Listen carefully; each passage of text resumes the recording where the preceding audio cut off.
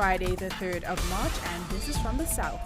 Former Haitian President René Préval has died. Préval was the first leader in Haiti's 202-year history to win a democratic election, serve a full term, and peacefully hand power to a successor.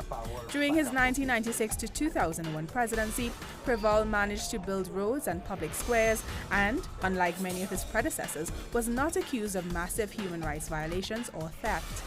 The cause of death was not made public. Farmers gathered in Plaza de Mayo to hand out 30,000 packs of mate to protest against the low incomes they make in comparison to supermarkets. The producers say that they only receive 13% of what they should get, and as a result, they cannot sustain their production of the herb.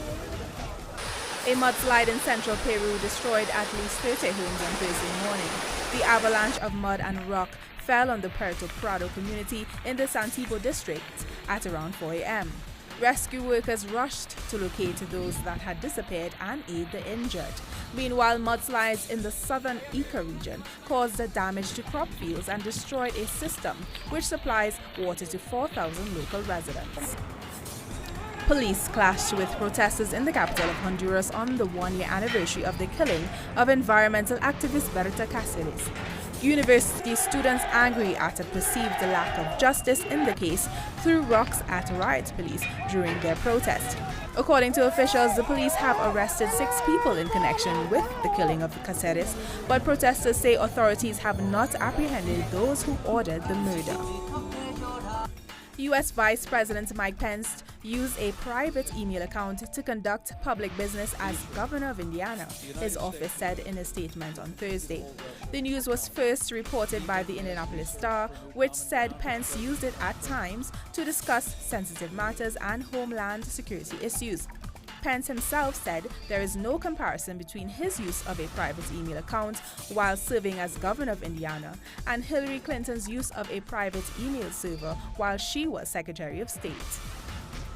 According to UN rights official Ben Emerson, U.S. President Donald Trump's support of torture shows a, quote, staggering level of ill-preparedness to govern.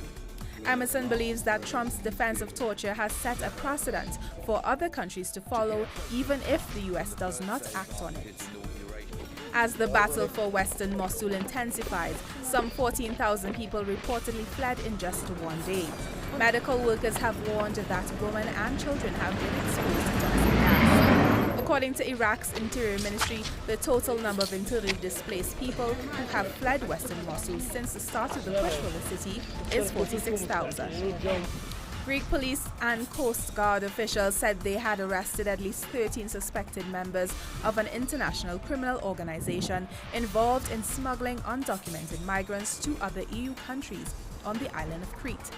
Over 100 migrants were detained who authorities found hiding in caves or abandoned warehouses on the island. 3 South Sudanese soldiers and their commander have been arrested over the mass rape of about a dozen women and girls in one village last month. The incident took place in Cuba as soldiers raided the village looking for suspects in the killing of an army general by unidentified gunmen. In their defense, one soldier claimed to have been misled by Satan, while the others argued they were drunk. The organizers of the 2016 Rio Olympics have denied that vote buying helped to secure the Games. The denial comes after a French newspaper reported that a Brazilian businessman made payments to the son of an International Olympic Committee member before the vote. In a statement released by the IOC, the organization indicated that its commission has started investigating the claims. More on these and other stories on our website telesurtv.net/English.